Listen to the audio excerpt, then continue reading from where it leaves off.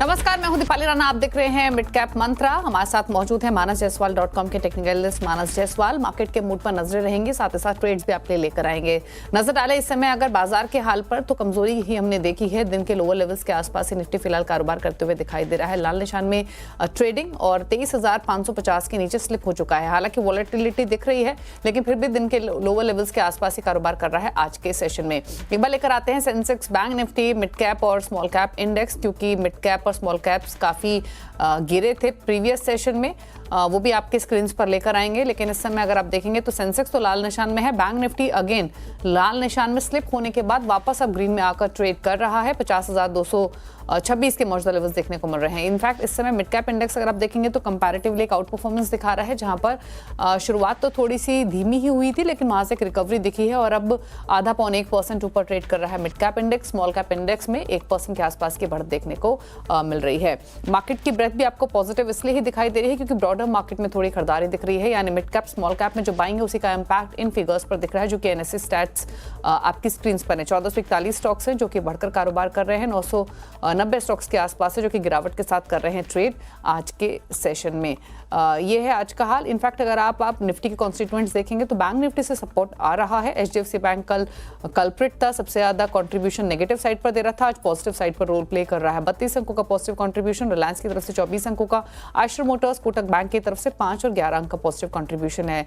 Drag कौन कर रहे हैं? आईटीसी, एचयूएल, एलएनटी और भारती एयरटेल। यहाँ पर 16 अंकों तक का नेगेटिव कंट्रीब्यूशन इन स्टॉक्स की तरफ से आते हुए दिखाई दिया है। लेकर आते हैं बैंक निफ्टी के कॉन्स्टिट्यूएंट्स। एचडीएफसी बैंक पूरा सपोर्ट करते हुए 180 अंकों का पॉजिटिव कंट्रीब्यूशन, कोटक बैंक 30 अंकों का, 5 अंकों का कंट्रीब्यूशन एयू स्मॉल फाइनेंस और बंधन बैंक लेंड कर रहे हैं। IndusInd bank, SBI, federal bank, axis bank negative side पर कंट्रीब्यूट कर रहे हैं आज के सेशन में। लेकिन आज अगर कहीं खरीदारी का फोकस है तो वो थोड़ा बहुत बैंक्स में देखने को मिल रहा है। इसके अलावा रियल्टी स्टॉक्स में अच्छी खरीदारी देखने को मिल रही है आज के सेशन में। केमिकल स्टॉक्स में बाइंग रही है। बाकी पॉकेट्स अगर आप देखेंगे तो वहां पर थोड़ा सा प्रेशर ही रहा है, फिर चाहे वो आईटी हो या फिर एनर्जी स्टॉक्स हो। एनर्जी स्टॉक्स में इनफैक्ट दबाव आज के कारोबार में देखने को मिल रहा है। मानस नमस्कार, बताइए पहले तो निफ्टी बैंक निफ्टी पर क्या राय रहेगी आपकी? नमस्कार दीपाली जी। तो देखिए, अभी तक कोई भी साइन रिवर्सल का देखने को नहीं मिला है। कल 200 मूविंग एवरेज निफ्टी ने टेस्ट किया था। आज मॉर्निंग में एक अटेम्प्ट हुआ रिकवरी का, लेकिन वहां पर फिर से सेलिंग प्रेशर देखने को मिल रहा है। तो एक चीज तो बहुत क्लियर है कि अभी तक का ट्रेंड नेगेटिव है। मेरे ख्याल से अगर एक ट्रेड लेना होगा तो वो शॉर्ट साइड पे होगा।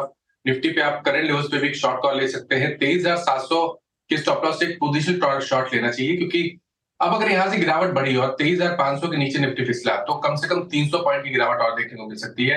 इसलिए फिलहाल के लिए एक शॉर्ट साइड पे ही ट्रेड होगा 23,700 के स्टॉप लॉस के साथ। और देखिए, बैंक निफ्टी में भी हालांकि यहाँ पर करंट लेवल्स पे नहीं, जब फ्रेश ब्रेकडाउन 50,000 के नीचे निकले तब आपको एक शॉर्ट कॉल लेना है 50,400 के स्टॉप लॉस से, क्योंकि यहाँ पर हेड एंड शोल्डर पैटर्न का ब्रेकडाउन देखने को मिला है। तो करीब करीब 1,000 पॉइंट की गिरावट और देखने को मिल सकती है। लेकिन बिकवाली तो 50,000 के नीचे ही करनी चाहिए बैंक।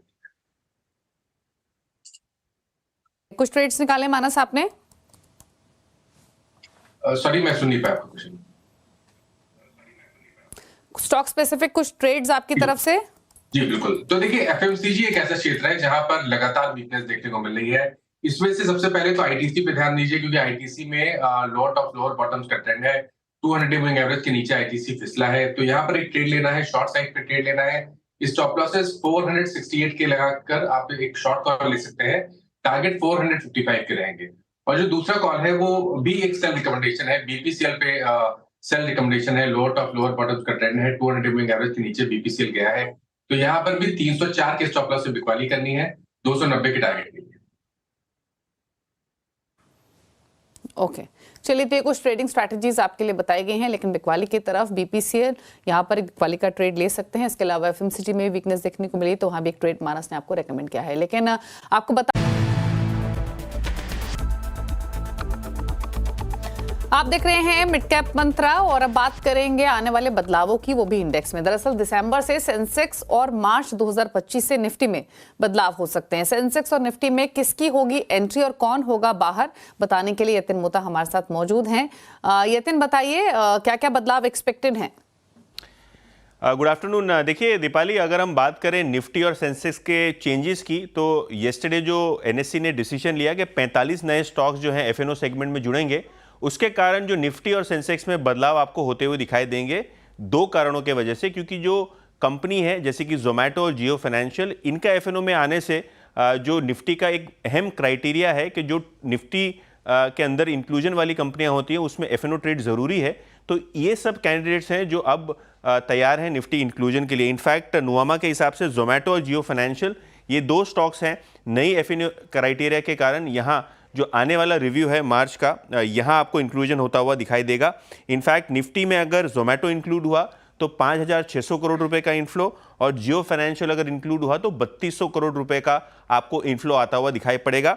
फ्लिप साइड पे बीपीसीएल और Eicher Motors depending on price movement, obviously यहाँ कैविएट है, तो ये दोनों स्टॉक्स में से लगभग 2,100-2,000 करोड़ रुपए के आसपास के आउटफ्लो आपको दिखाई पड़ेंगे। हालांकि अगर प्राइस ज़्यादा कम मूव हुआ तो ब्रिटानिया और हीरो मोटोकॉर्प भी ऐसे बॉर्डरलाइन कैंडिडेट्स हैं जो निफ्टी के बाहर हो सकते हैं।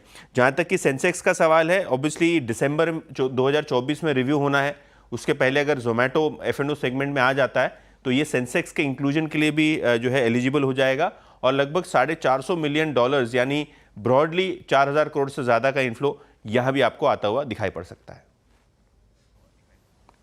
ओके, चलिए शुक्रिया आपका यतिन बताने के लिए तमाम डिटेल्स। रुकने इसी के साथ एक ब्रेक के लिए, ब्रेक के उस पर खिलाड़ी नंबर 1 का अपडेट आपके लिए लेकर आएंगे, जल्द वापस आते हैं।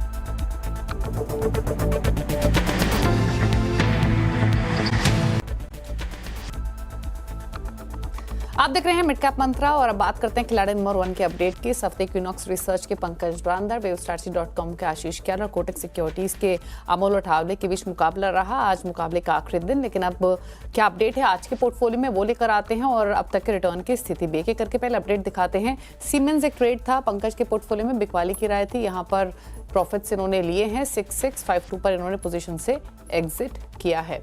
6600 इनके लाइकली टारगेट थे नीचे की तरफ। दूसरा अपडेट है आशीष क्याल के पोर्टफोलियो से गुजरात पीपावाव, ये एक ट्रेड ऐड कर रहे हैं बाय करने के लिए। 195 का टारगेट, 173 का स्टॉप लॉस, 178 पर फिलहाल ही कारोबार कर रहा है, तो एक नया ट्रेड ऐड हो रहा है आशीष क्याल के पोर्टफोलियो में। अब दिखाते हैं आपको मुनाफे के मीटर में रिटर्न की स्थिति क्या बनी हुई है तीनों ही खिलाड़ियों के बीच में। पंकज ने बढ़त बनाई रखी इस पूरे ही हफ्ते, फिलहाल लीड कर रहे हैं ये ही 10.26% के रिटर्न के साथ। आशीष दूसरे पायदान पर 5.22%, अमोल का पोर्टफोलियो 3.19% के रिटर्न लैंड कर रहा है। ये रहा अपडेट, इसी के साथ एक ब्रेक के उस पर अब देखिए नो योर कंपनी में कीस्टोन रियल्टर्स के CMD बुमर रुस्तम ईरानी से हम बातचीत करेंगे एक ब्रेक के बाद।